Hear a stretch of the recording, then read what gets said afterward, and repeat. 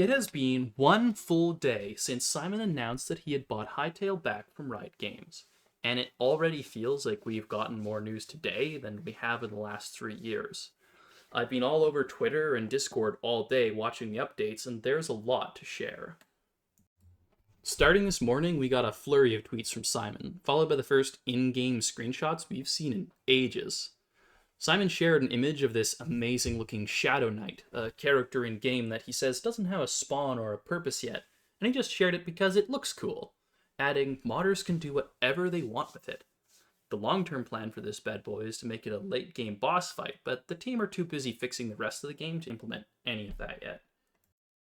We even got a second screenshot from Budacat of a burned skeleton, a late-game enemy from Zone 4 with a blazing helmet and an absolutely wicked-looking double-bladed glaive.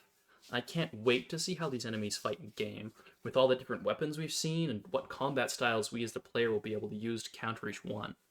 It really looks like this guy will deal elemental damage, meaning there will probably be armor sets or enchantments to help us defeat the flaming enemies from this part of the world. I'm super excited to see what this will mean for progression, and being able to lean into a challenging experience where having the right equipment will feel genuinely meaningful for your combat encounters. Going back to just the raw information we've got from the Hytale team today, there was a ton. Simon started the day by saying, I don't want to spend too much time making clips or marketing myself, so I'll be recording raw footage this morning and I'll dump it here when I'm done later today. Bugs and all. I need to get back to work on what matters, fixing the game. Set your expectations low, the game is broken. Not good. It's our mission to make it good and then do our best to make it great over the years to come. From what Simon is saying here, it seems like the game is very, very close to release, even if that release is a bit of a broken mess.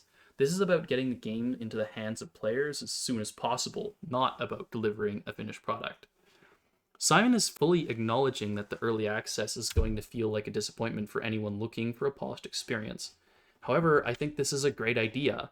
Not only am I extremely excited to get in the game myself, but this is going to have other side benefits. One is that this will outsource a ton of playtesting and bug testing to the community, rather than developers spending hours in-game seeing what breaks.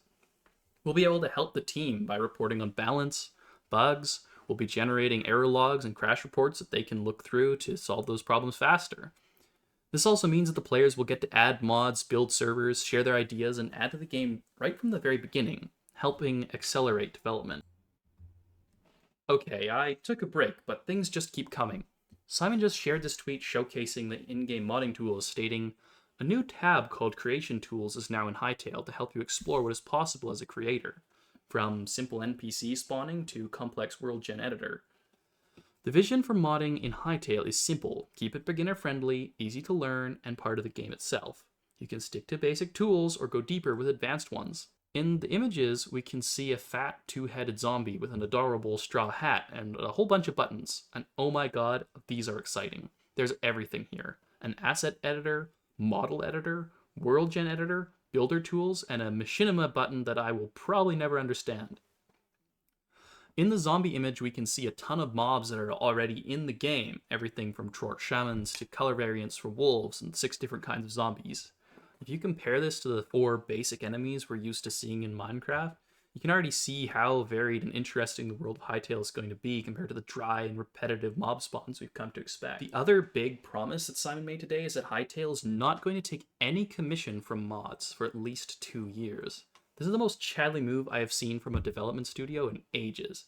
It means that Hytale is going to let the modding community get a huge head start by allowing the creators who want to get compensated for their work to take home 100% of their earnings, without Hytale acting as a middleman skimming off 30% like literally every other digital storefront.